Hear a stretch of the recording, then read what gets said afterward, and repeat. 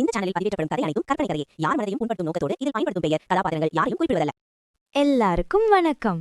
இன்னைக்கு நம்ம ஒரு உண்மையான ஃப்ரெண்ட்ஷிப் மற்றும் மனுஷங்களோட மட்டிப்பூக்களோட குணத்தை பத்தி ஒரு அழகான கதை பார்க்க போறோம். இந்த பிரபஞ்சத்துல ஒவ்வொரு ஜீவனுக்கும் ஒரு முக்கியத்துவம் இருக்கு. நம்ம பல நேரம் வெளியழக பார்த்து நல்லவங்கள தப்பா எடை போட்டுடுவோம். அப்படி ஒரு தப்ப பண்ண ஒரு பெருமை பிடிச்ச ரோஜாவுக்கு என்ன ஆச்சு? வாங்க கதைக்குள்ள போலாம். ஒரு பெரிய பேலஸ் கார்டன். அங்க 1000 வகையான பூக்கள் இருந்துச்சு.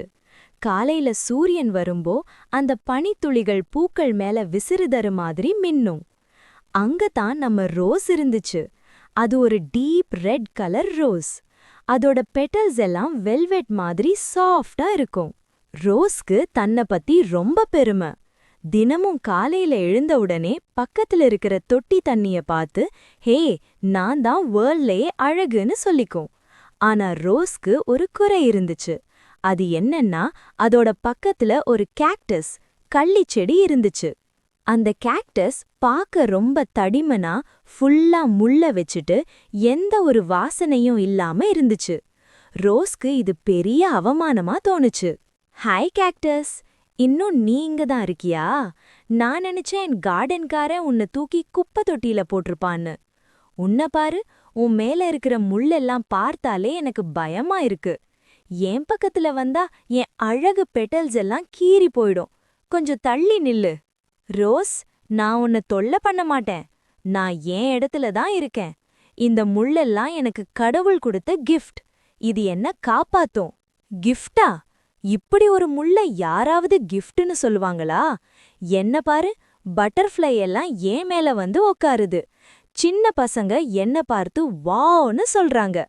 உன்னை பார்த்து ஐயோ முள்ளுன்னு தூரமா போறாங்க.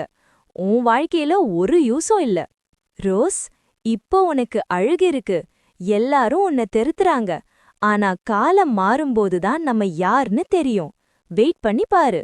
அடடா, பெரிய தொழில்நுட்பவாதி மாதிரி பேசுற. உன்ன மாதிரி ஒரு அக்லி செடி கூட நான் பேசுறதே என் ரேஞ்சுக்கு கம்மிதான். இனிமே என்கிட்ட பேசாத. நாட்கள் கடந்து போயிச்சு. வெயில் காலம் ஆரம்பிச்சுச்சு. சூரியன் நெருப்ப கொட்டுனா மாதிரி கொதிக்க ஆரம்பிச்சிடுச்சு. கார்டன்ல இருந்த சின்ன சின்ன வாய்க்கால் எல்லாம் வத்தி போயிச்சு. கார்டனரும் ஊர்ல இல்ல. செடிகளுக்கு தண்ணி கிடைக்கல. ரோஸோட நிலைமை ரொம்ப மோசமா ஆடுச்சு. அந்த பிரைட் ரெட் கலர் மெல்ல மெல்ல பிரவுனா மாறுச்சு. ரோஸோட பெட்டல்ஸ் எல்லாம் மெல்ல மெல்ல தொணங்க ஆரம்பிச்சுச்சு. அதோட தண்டுல இப்போ சக்தியே இல்ல. ரோஸ்க்கு தாகம் தாங்க முடியல. ஆனா நம்ம கேக்டஸா, அவ அப்பவும் அப்படியே கிரீனா ஃப்ரெஷ்ஷா திடமா நின்னுட்டு இருந்தான். ரோஸ்க்கு இது புரியல. இவனுக்கு மட்டும் எப்படி தாகம் எடுக்கலன்னு யோசிச்சா. அப்போ ஒரு விஷயத்த பார்த்தா. ஒரு சின்ன குருவி ரொம்ப டயர்டா பறந்து வந்துச்சு. அது அந்த கேக்டஸ் பக்கத்துல உட்காந்து தன்னோட பீக்க கேக்டஸோட தண்டுக்குள்ள குத்தி தண்ணி குடிச்சுச்சு. தண்ணி குடிச்சு முடிச்சதுக்கு அப்புறம் அந்த குருவி ரொம்ப ஃப்ரெஷ்ஷா பறந்து போயிடுச்சு. ரோஸ்க்கு ஷாக்.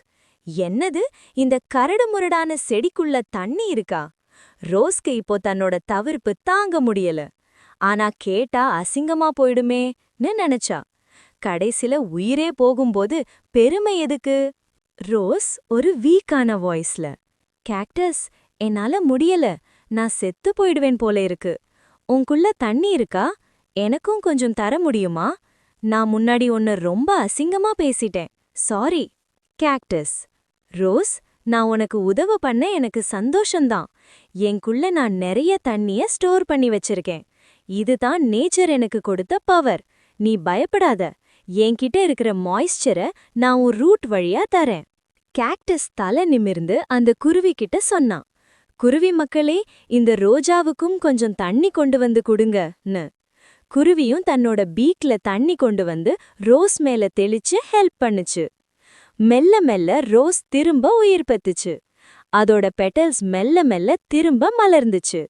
ரோஸோட கண்கள்ல இப்போ கண்ணீர் வந்துச்சு. அது உணர்ந்துச்சு. ரோஸ், கேக்டஸ், நான் ரொம்ப தப்பு பண்ணிட்டேன். உன் முள்ள மட்டும் பார்த்து உன்னை அசிங்கப்படுத்தினேன். ஆனா அந்த முள்ளுக்குள்ள இவ்வளவு பெரிய கருணை இருக்கும்னு நான் நினைக்கல. இனிமே நம்ம ஃப்ரெண்ட்ஸா? கேக்டஸ் சிரிச்சுக்கிட்டே, நம்ம எப்பவுமே ஃப்ரெண்ட்ஸ் தான் ரோஸ். யாருமே இங்க வேஸ்ட் கிடையாது. ஃப்ரெண்ட்ஸ், இந்த கதையிலிருந்து நம்ம என்ன கத்துக்கிட்டோம்? ஒரு ரோஸுக்கு அழகு இருக்கு, ஆனா கேக்டஸ்க்கு சர்வைவல் பவர் இருக்கு. நமக்கு நல்ல குணம், அதாவது கேரக்டர் இருந்தா தான் நம்ம மத்தவங்களுக்கு ஹெல்ப் பண்ண முடியும். வெளித்தோற்றம், அதாவது பிசிக்கல் அப்பியரன்ஸ் எப்பவுமே பெர்மனன்ட் கிடையாது. ஒரு நல்ல இதயம் தான் பெர்மனன்ட். சோ யாரையும் உருவத்தை பார்த்து கேவலமா பேசாதீங்க. எல்லார்கிட்டயும் அன்பா இருங்க. இந்த ஸ்டோரி உங்களுக்கு பிடிச்சிருந்தா உங்க ஃப்ரெண்ட்ஸ்க்கு ஷேர் பண்ணுங்க. உங்க கமெண்ட்டை கீழே சொல்லுங்க. மறக்காம சப்ஸ்கிரைப் பண்ணுங்க. நெக்ஸ்ட் ஒரு நல்ல ஸ்டோரியோட உங்களை மீட் பண்றேன். Bye bye.